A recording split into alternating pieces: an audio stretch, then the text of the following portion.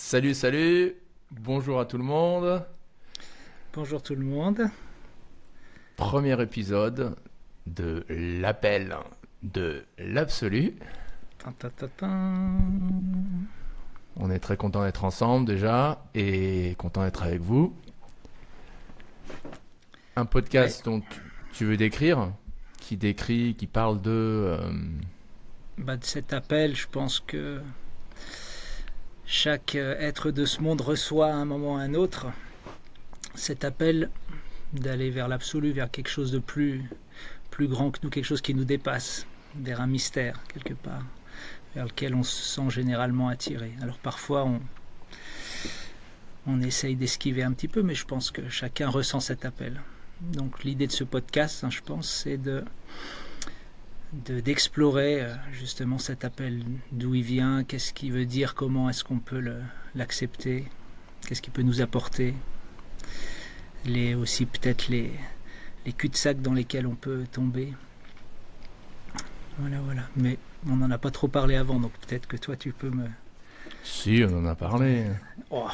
Vraiment rapidement, c'était plus pour trouver le nom qu'on en a parlé. On avait aussi parlé de ce premier épisode, c'est-à-dire le thème du premier épisode, notamment une sorte de description catégorique des grands courants théistes dans le monde des religions comparées. Et donc on n'a qu'à aller là-dessus pour démarrer. On s'était dit les différents aspects de l'absolu. Les différents aspects de l'absolu, ouais. Voilà. Parce que parfois, c'est vrai qu'on peut s'imaginer, surtout quand on est enfermé dans une voie particulière, on peut penser qu'il y a on peut mettre Dieu dans une boîte, ou l'absolu dans une boîte, on pourrait dire.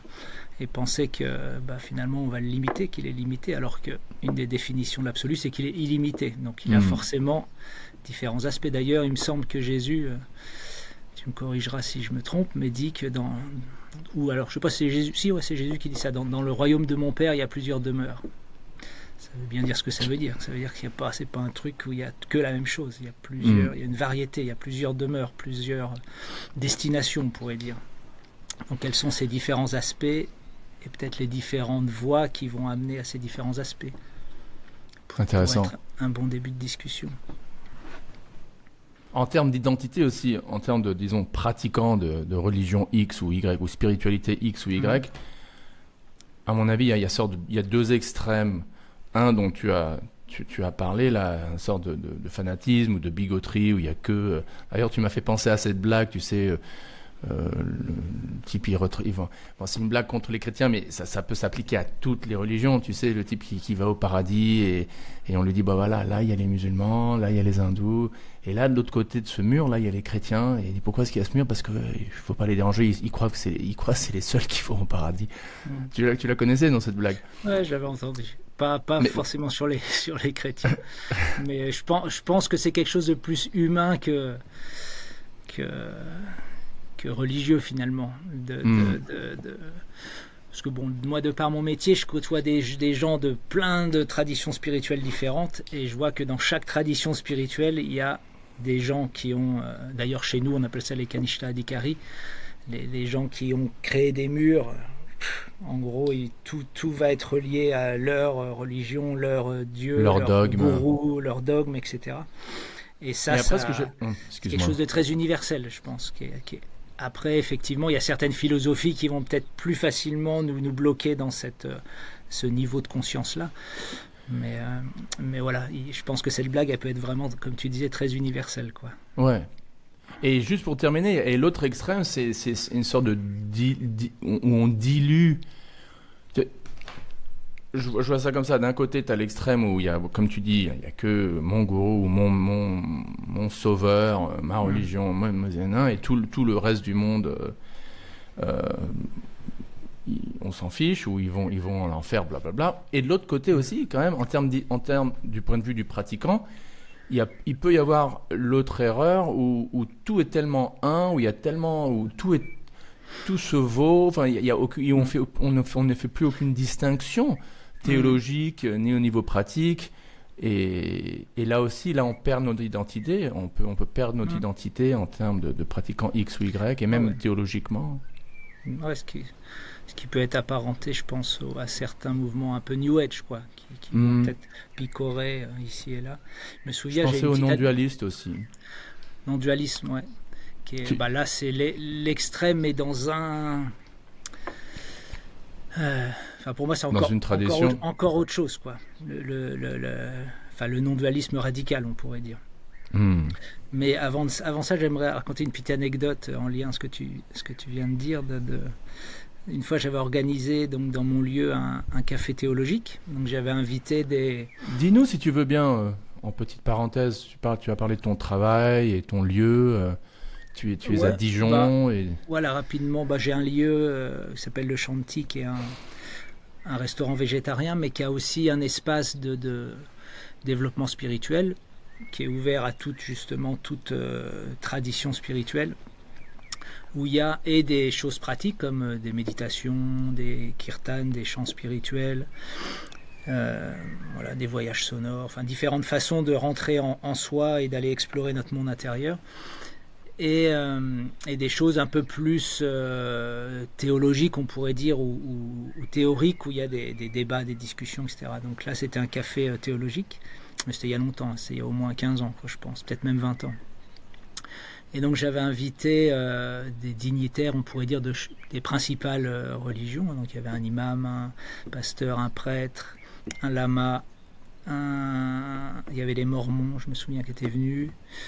Et puis plus aussi des spectateurs, on pourrait dire, mais pas que spectateurs. C'est-à-dire que tout le monde, c'est vraiment un cercle, tout le monde est invité à participer, mais j'aime bien quand même avoir des gens qui sont enracinés dans une voie particulière, justement pour éviter un peu le truc un peu trop dilué de tout est un, etc. Et donc moi, je devais introduire cette discussion. Et donc j'ai choisi un passage de nos écritures que tu connais bien, dans la Uddhava Gita, donc dans le 11e chant du Bhagavatam. Et pour ceux qui sont là pour la première fois, Willy et moi, on a des noms aussi en sanskrit, Chandra, Uddhava. On peut dire, très ouvert et en même temps, on l'espère, mais enraciné dans une tradition, une tradition particulière, qu'est le Gaudiya Vaishnavisme. Peut-être on pourra faire un podcast un peu spécialement là-dessus, éventuellement. Donc continue, excuse-moi. Justement, ça va. Non, mais c'est bien, ça me fait des petits ponts là ça corrobore ce que je vais dire. Donc je raconte cette histoire donc de notre texte qui dit qu'il y a un jour un roi qui rencontre un sage, mais un sage qui est très jeune et qui a un comportement très, on pourrait dire, asocial, parce qu'il est allongé tout nu au milieu de la jungle, mais il a une telle aura, il dégage une telle paix intérieure que le roi, il est complètement subjugué, donc il descend de son cheval, et même si cet être-là, ce saint, on pourrait dire, il est beaucoup plus jeune que lui, il lui offre ses hommages, etc. Et il y a une discussion qui commence entre ce roi et ce sage, et le roi lui demande, mais comment t'es arrivé si jeune, surtout à une telle sagesse, quoi, on pourrait dire. Et pour résumer, le sage, il dit, j'ai eu 24 guides spirituels dans ma vie, 24 gourous. Et donc je raconte ça dans le café Théo, et je dis, un des gourous, c'est l'abeille.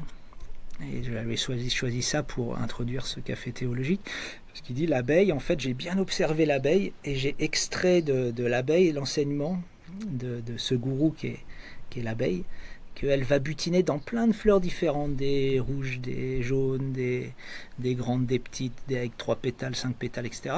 Mais elle prend que l'essence, que le nectar. Et donc je dis, de la même façon, on nous encourage dans notre voie spirituelle, à être capable aller au-delà des formes ou du dogme extérieur ou du rituel extérieur, et essayer vraiment d'extraire la bhakti, nous on appelle ça vraiment la dévotion. D'ailleurs, il y a ce terme en sanskrit de sharagrahi. Sar en sanskrit veut dire, si je ne me trompe pas, l'essence, et grahi, celui qui prend, quoi. Qui prend l'essence, donc, celui ou celle qui prend l'essence. Et donc voilà, je dis ça, et l'imam, il dit, waouh, il dit, ouais, c'est vraiment une super image, etc. Mais il dit, j'aimerais rajouter quelque chose. Donc je dis, ouais, volontiers, on est là pour ça. Il dit, je suis tout à fait d'accord, l'abeille, c'est bien, elle doit aller butiner, mais elle a besoin de sa ruche. pour faire le miel. Mmh. Et j'ai trouvé ça hyper important. C'est vrai qu'on a besoin d'être libre, comme tu disais, être libre dans le sens où pouvoir aller butiner vraiment la sagesse là où elle est, là où elle a été donnée à l'humanité, là où elle est pratiquée, cultivée, etc. Mais si on fait que ça, mais qu'on n'a pas notre ruche avec notre clan, notre sangha, comme on dit, notre groupe, pour faire le miel avec ce nectar, on va se retrouver comme des petites abeilles abandonnées et on ne pourra jamais faire de miel.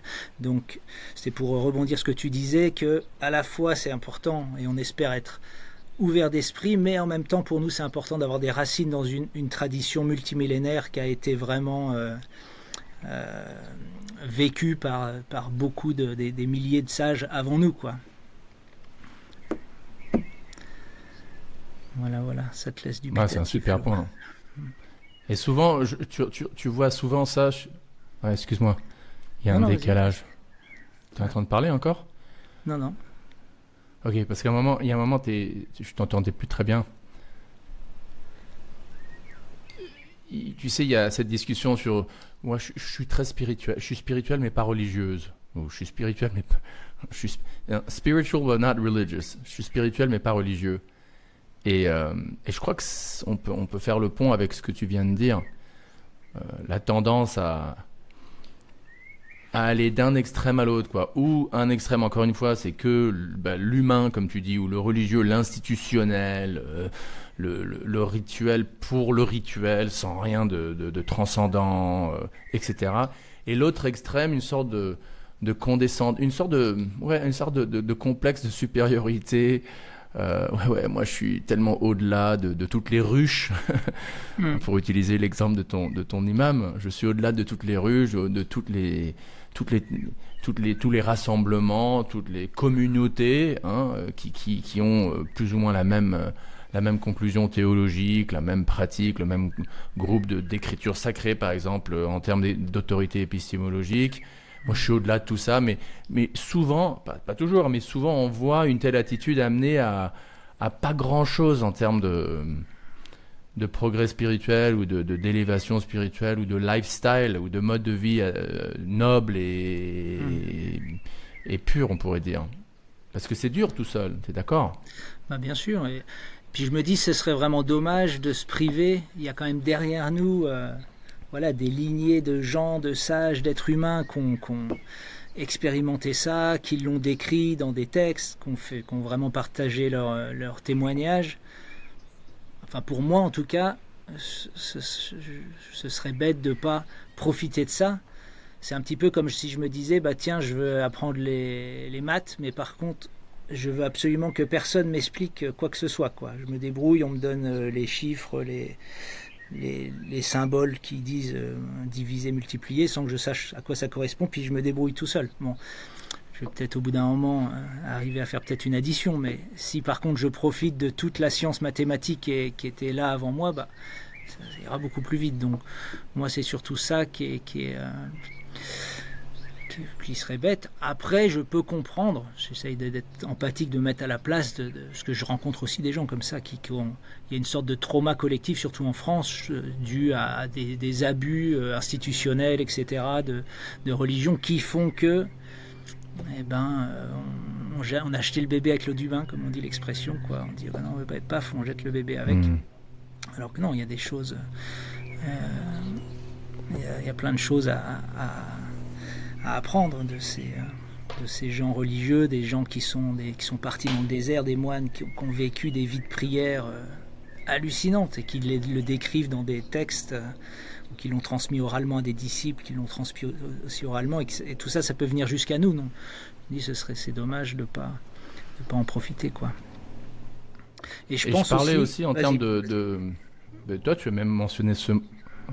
Non, vas-y. Excuse-moi, encore une fois, il y a un délai là, je crois que l'Internet de ton côté est peut-être un peu faible, parce que de mon côté, je te vois en découpé, et ta voix même, malheureusement, je l'entends pas toute... Attends, je vais regarder, quitte pas. Hop là. Normalement, j'ai pas mal de 5G, mais bon, on va voir. On en fera un autre à un endroit où j'ai de la Wi-Fi prochaine fois, puis on verra si c'est pareil.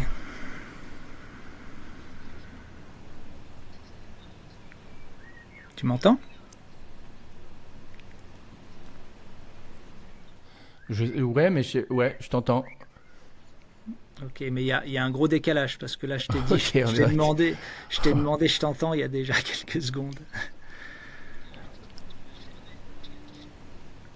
Ça marche pas.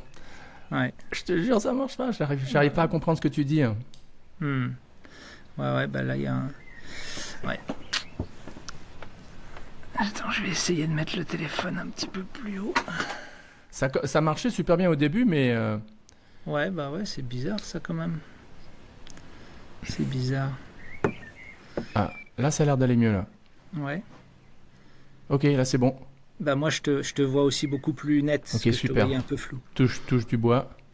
Et, bah, je Non, suis sur ça une recoupe. table. Ça C'est recoupe, vrai? mon cher Oudava Prabhu. Oh là là. Ok. Bon, bah ça veut dire qu'il faut qu'on fasse ça alors au chantier alors. Au chantier. Si tu éteins ta caméra, Ma caméra. Alors attends voir. C'est là. Ouais. si tu enlèves ta caméra, Ouais. Ouais, tu m'entends toujours? et vas-y, parle. Ouais, bah là je parle. Ah ouais, là, c'est super. Là ça va mieux quoi. Donc, Ok. ouais, ça va complètement bien. Donc, ce que je vais faire, je vais couper, hein, bien sûr. Ouais. Et on peut reprendre à partir de maintenant et Ouais. en disant que voilà, bah, pour le podcast, pour Voilà. l'audio, ça fera aucune différence. Et Ouais. pour la chaîne Mais YouTube, ouais, pas de bon problème. bah, on va quand même le mettre. Et Ouais. pour le Ouais, futur, ok. faudra trouver une autre solution. Ouais. Ouais, pas de problème. Pas de Donc souci. après cette petite après cette petite interruption, donc on revient sans caméra. Et bon, pour ceux qui sont en train d'écouter, ça revient exactement au même. On a eu un petit problème technique parce que Oudava est dans une yourte dans les collines en Haute-Dijon avec une connexion pas géniale. Mais tu disais un truc hyper intéressant. Tu parlais du gâchis qui est ou qui serait de ne pas de ne pas prendre avantage, si on peut dire, de l'historique et des lignées, comme tu l'as dit, des traditions et des communautés de saints et de saintes et de millions et des milliers de pratiquants de X ou Y traditions remontant historiquement. C'est bien ça ce que tu disais. Ouais, bien sûr, de se priver finalement, c'est un peu se priver de l'expérience de toute une partie de l'humanité qui a vraiment exploré cet appel de l'absolu, qui ont exploré les textes qui ont été révélés et qui ont vraiment transmis ça sous forme orale, sous forme écrite. Et maintenant, en plus, on a accès à ça parce qu'on vit à une époque où bah voilà, on peut trouver toutes ces informations. Donc. Et il y a encore de nos jours des gens qui sont connectés à ces lignées et qui le vivent réellement, quoi. Donc, voilà, pour moi, ce serait ouais, comme tu dis, un gâchis. Mais ce que Moi, je disais j'allais ajouter aussi, ouais, un gâchis. bah, ce que j'allais dire aussi, c'est que je comprends aussi l'autre côté de la médaille, on va dire. Je comprends aussi qu'il y en a qui ont été, il y a comme je disais tout à l'heure, un trauma collectif dû à certaines actions qu'ont fait les institutions religieuses. Et donc, voilà, comme on disait, beaucoup ils choisissent de jeter le bébé Surtout avec en l'eau du Europe, bain. hein. Et voilà, ouais, ben ouais. Et moi, j'allais ajouter au niveau pratique, c'est-à-dire au niveau moderne, au niveau contemporain aujourd'hui, parce que toi, tu parles un peu du gâchis de ne pas, ouais, encore une fois, comment on dit en anglais, take advantage. Bah, profiter.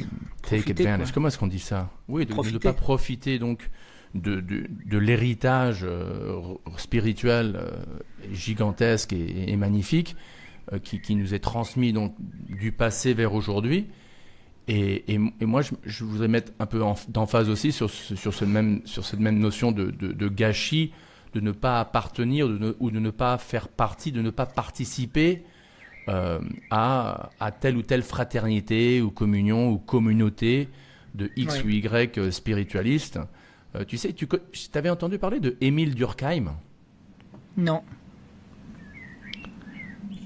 C'était un sociologue français, athée, donc pas vraiment pas le grand spiritualiste, Mais il parlait c'était un sociologue de la religion en particulier, et il parlait le terme qu'il utilisait, c'était l'effervescence. Il y a une effervescence qui se crée lorsque un groupe d'êtres humains se joignent ensemble pour louer ou pour glorifier le divin. Et je crois qu'il avait raison, et tu serais d'accord aussi, quoi. Il y a une effervescence. Alors lui, il expliquerait ça en disant que c'est juste un truc psychologique, et rien de plus que psychologique, et puis voilà. Nous, ou ceux qui ont foi en un paradigme métaphysique de la réalité, diraient que cette effervescence, c'est la présence du divin, c'est carrément la présence du divin, de Dieu qui se manifeste, quoi. Mais sans cette communauté, sans cette fraternité, sans cette, comme tu as dit, le mot sangha, sans cette X ou Y communauté ou fraternité de gens qui se rejoignent une fois par semaine ou une fois par mois et qui passent 1 ou 2 heures ensemble à faire X ou Y pratiques spirituelles, c'est difficile d'avoir l'expérience du divin en solo. Tu es d'accord? Et donc, et si tu l'es, j'étais sûr que tu l'étais. Mais après, la question que je te pose, c'est où est l'équilibre entre voler son propre avion ou voler dans son propre avion, conduire son propre avion, et de l'autre côté faire partie d'une fraternité, d'une communauté. Où est-ce qu'on se situe entre ces deux pôles importants dans la vie d'un spiritualiste? Alors,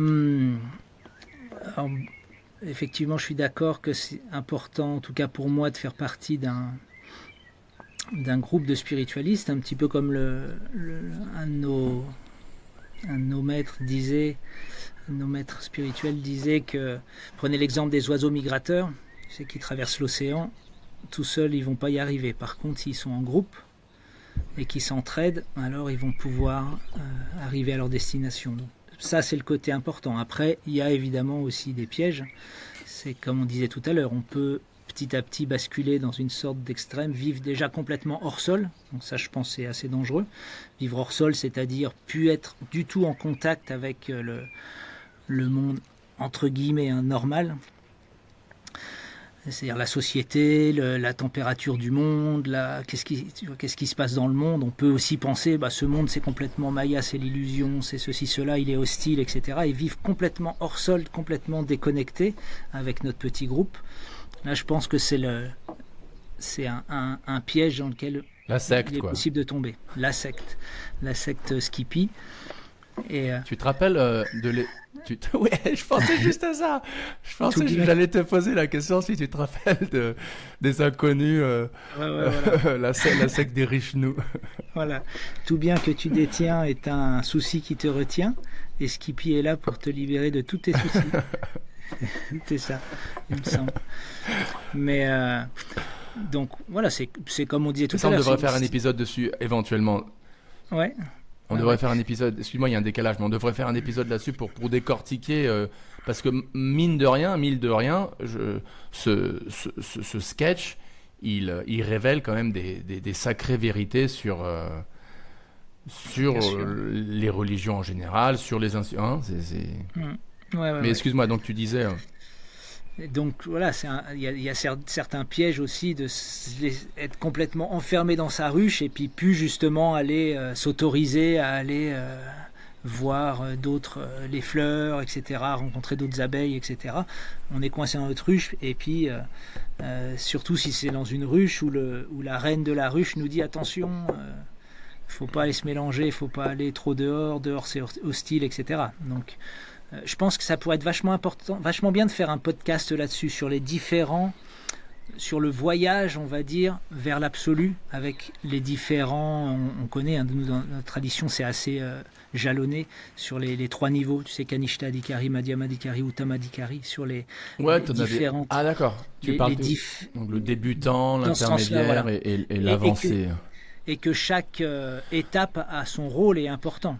C'est-à-dire que moi je pense que c'est important, et je l'ai vécu d'ailleurs, et je ne le regrette pas, d'avoir un moment où on est quelque part coupé du monde, quoi. Parce que moi, j'étais tellement allé loin dans une sorte de délire que j'ai eu besoin vraiment de trouver une ruche qui vraiment me prend, et bam, me met Des dans la ruche, repères. me coupe, me redonne une structure, des repères, une confiance, une paix intérieure, etc. Et après, pour pouvoir après retourner, on va dire, dans ce monde, mais avec vraiment des outils, quoi, un bagage, etc. Donc, j'ai eu besoin de cette période un peu hors sol, un peu sectaire, où voilà, j'étais là, ouais, c'est ça, c'est la voie, etc. Un peu comme on pourrait dire, une plante qui pousse, elle a besoin d'un tuteur au début, quoi. Elle est attachée à un tuteur pour qu'elle pousse bien, mais au bout d'un moment, le tuteur, il va l'étouffer, quoi. Donc, il faut enlever le tuteur pour qu'elle puisse aller s'épanouir. Donc, le danger, c'est de rester à ce stade-là, on pourrait dire. Tu me rappelles tu me rappelles il y a 31 ans, quand j'avais découvert donc la voie de la tradition dévotionnelle de l'Inde à laquelle nous appartenons tous les deux, le vishnouisme, le vaishnavisme, et j'ai ressenti le même truc. J'avais besoin de recréer ou de me refaire mes repères, et cela incluait rejeter ou dire non à des choses qui, maintenant, en y réfléchissant, c'était pas du tout nécessaire de faire une croix dessus. Et en particulier, je me rappellerai toujours, c'était juste à l'époque où les ordinateurs personnels sortaient, tu sais, les PCs. Et mon père m'avait gentiment acheté une encyclopédie Britannica en CD-ROM. Et je l'ai jeté, tu vois, et il l'a trouvé dans la poubelle. Et il savait que j'étais en démarche spirituelle, j'étais en train de découvrir une nouvelle tradition, et pour utiliser un terme académique, j'étais en train de me convertir à une autre tradition. Et il était pas, lui, il était assez ouvert, plutôt athée ou agnostique qu'autre, donc c'était pas du tout du type, tu vois, par exemple le père musulman, quoi, tu quittes la religion, ou le père catholique, le papa catholique. Non, il y a que Jésus, il s'en fichait, mais il était choqué, Uddhava, il disait mais qu'est-ce qu'elle t'a fait de mal, cette encyclopédie? Je veux dire, c'est une encyclopédie britannique. Je veux dire, quel est le problème? Pourquoi tu jettes ça à la poubelle, tu vois? Donc je m'identifie avec ce que tu dis, et ça m'a fait penser à cette histoire. Et ouais. Et j'aime bien ton analogie de la plante qu'il faut protéger au début, mais à un moment elle t'étouffe si tu continues avec trop. Et donc comment est-ce que tu sais quand t'as mûri alors? Je pense que c'est justement ce sens. Pour moi, en tout cas, mon expérience, ça a été un moment, je me sentais étouffé, quoi. Je me sentais étouffé par des règles, j'avais l'impression qu'ils s'appliquaient à tout le monde de façon pareille, sans... Enfin voilà, j'étais trop étouffé, quoi. Et puis surtout avec cette notion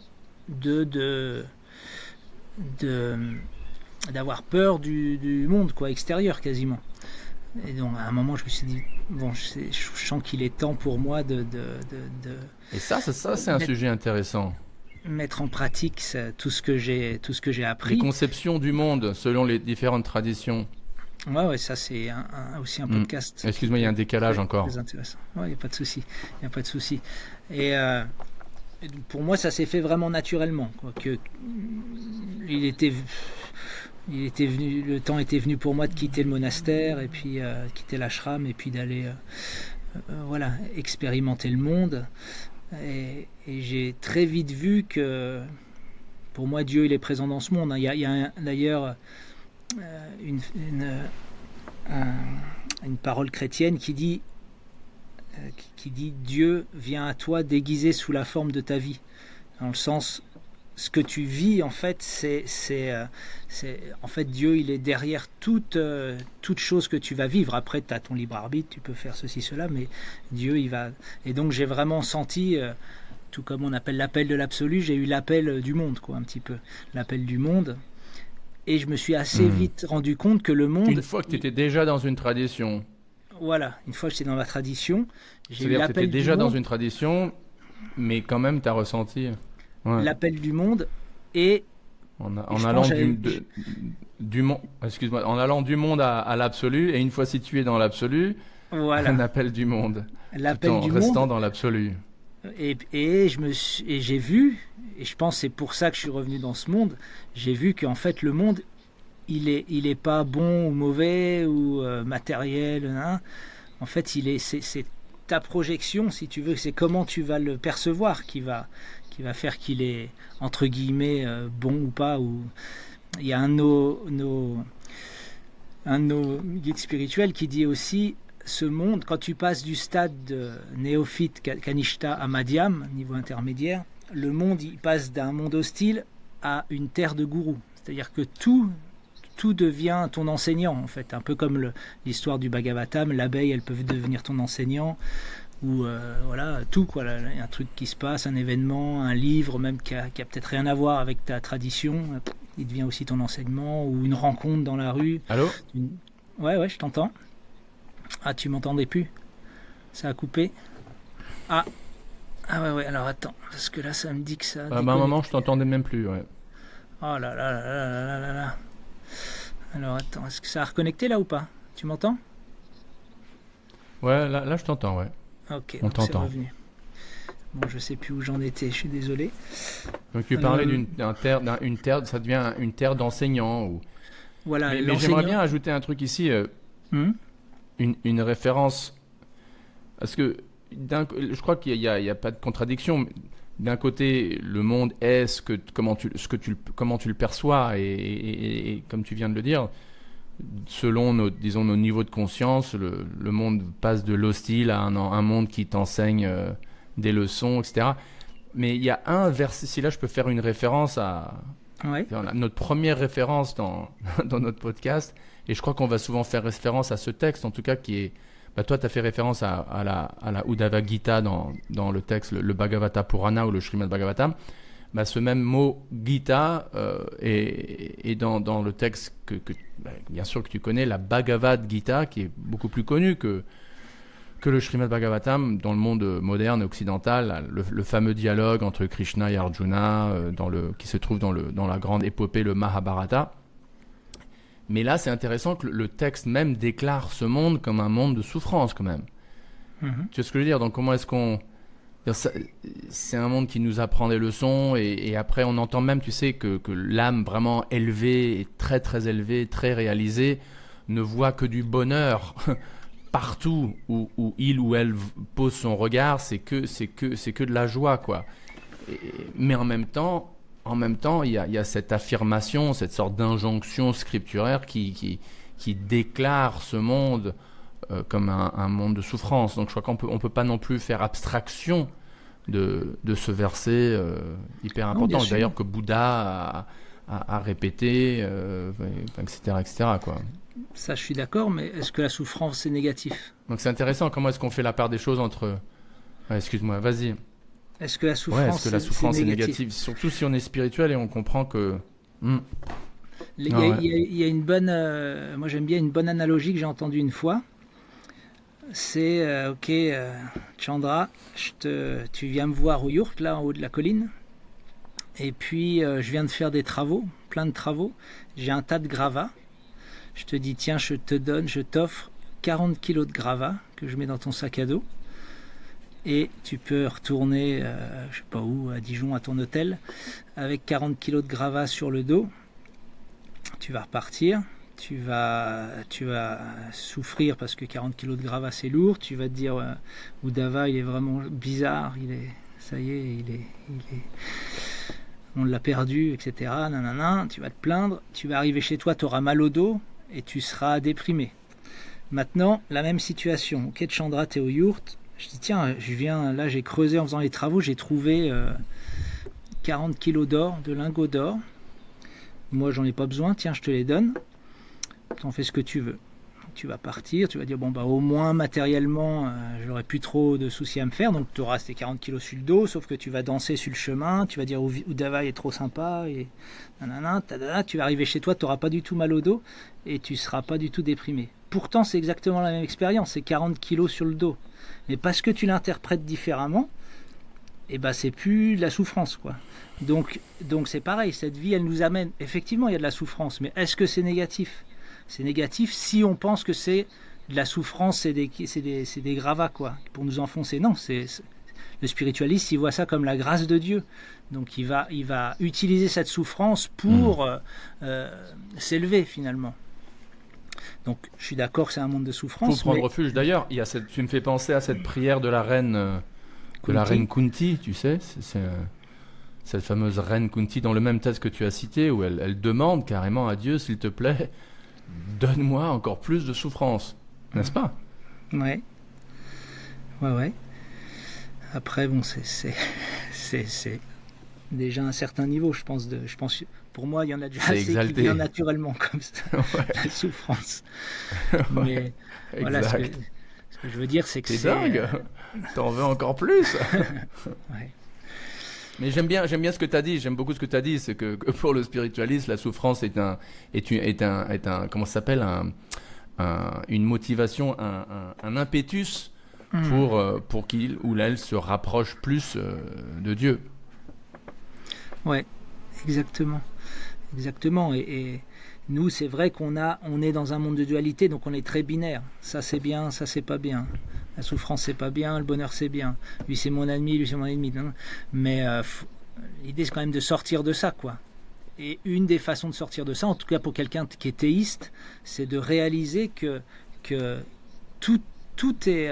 on dit pas un brin d'herbe ne bouge sans la volonté de Dieu. Donc tout ce qui arrive, c'est finalement la grâce de Dieu. Même des choses qui peuvent être incompréhensibles, quoi.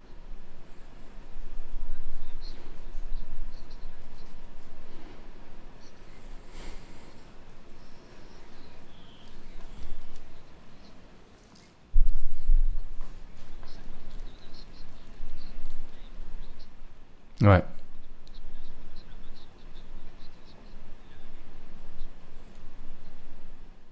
Et c'est pour ça que, bon, toi et moi, on croit en la réincarnation. Juste pour passer sur ce sujet rapidement, si tu veux bien, parce que je crois qu'il est il est parallèle avec les belles phrases les beaux concepts que tu explicites. Toi et moi, on croit en la réincarnation, on croit aux vies passées et donc on croit au karma. Et donc moi, j'ai toujours eu et j'aurai toujours énormément de respect et même d'admiration et presque, je dirais, de jalousie, mais une saine jalousie envers les théistes d'autres traditions qui n'acceptent pas la métempsychose, qui n'acceptent pas les vies passées et donc qui n'acceptent pas la notion de karma et qui néanmoins arrivent à avoir une telle foi en un Dieu qui est bon et donc par conséquent tout ce qui m'arrive est bon, est une grâce comme tu le dis. C'est quand même extraordinaire parce que ceux qui croient au karma et à la réincarnation peuvent facilement dire bah voilà, ce qui m'arrive c'est pas injuste, c'est mon karma, je le mérite. Donc là il y a une explication rationnelle, en tout cas, enfin rationnelle dans un paradigme qui est logique en soi, quoi, qui tient la route en soi. Et donc de cette manière c'est plus facile to make sense of it. Comment est-ce qu'on dit to make sense of it? De faire en sorte que ça a du sens, quoi. De donner un sens à la souffrance. Par contre, ceux qui ne croient pas en des vies passées, donc, et malgré ça arrivent à dire merci Dieu, merci pour cette souffrance, c'est une grâce, waouh, chapeau, j'aimerais bien avoir cette foi.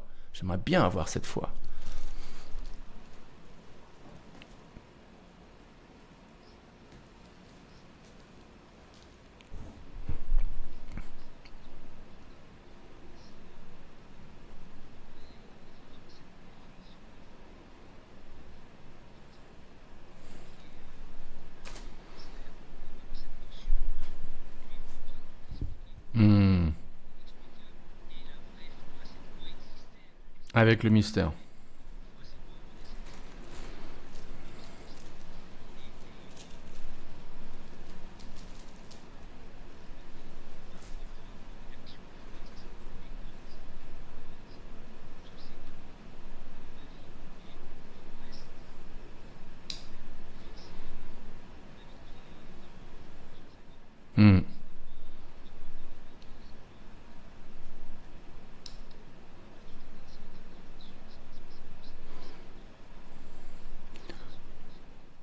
D'un autre côté, ouais, vas-y. et le mystère demeure. Après, il y a quand même beaucoup de cas de gens qui, en particulier, par exemple, qui quittent le christianisme précisément en disant ouais, mais je voulais avoir des réponses, disons ontologiques sur la nature de la vie, etc. Et on me disait que non, pose pas ces questions, Dieu est inconcevable, c'est un mystère, et voilà quoi, ferme ta gueule. Donc ça aussi, ça peut être un autre extrême. C'est bien d'avoir un système, disons, théologique et cosmologique qui explique, qui donne une explication un peu en détail et on espère assez correcte au niveau scientifique de ce que est la réalité, quoi, parce que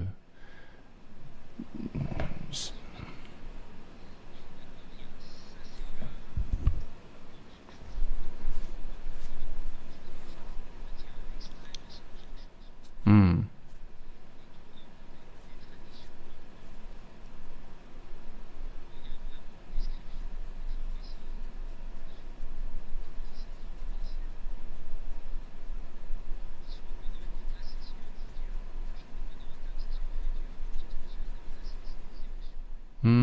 Bien dit.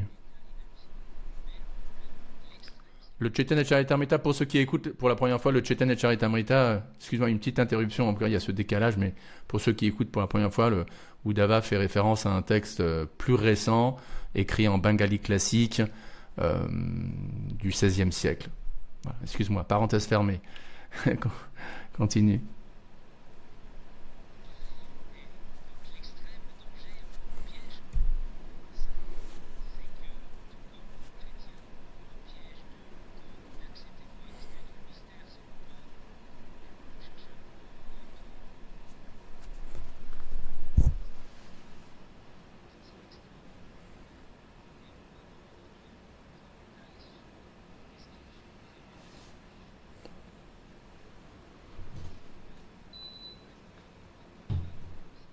Hmm.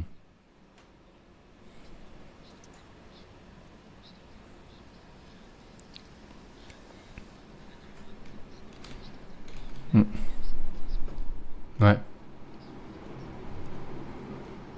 Hmm.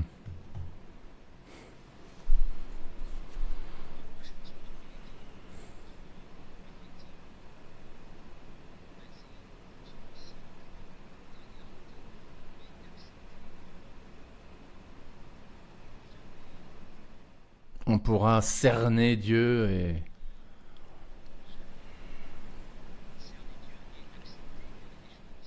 Hmm.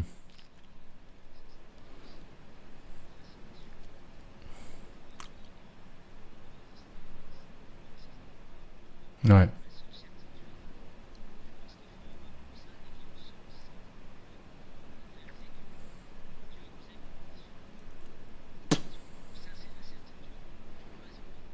Hmm. Et-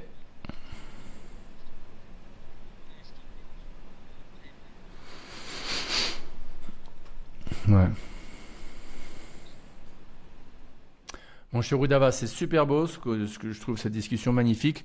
Je suggère qu'on close, on est à 45 minutes.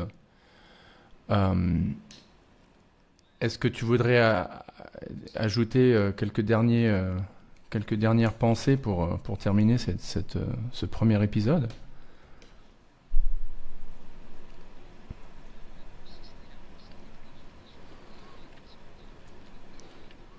Non, au niveau son, ça sera parfait. Ceux qui écoutent sur YouTube, c'est le son qui compte, donc il n'y a pas de problème.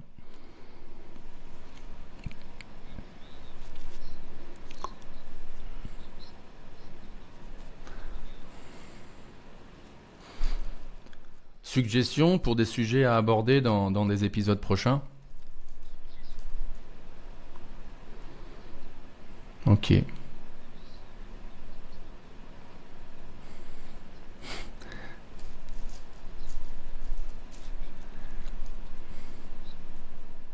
génial.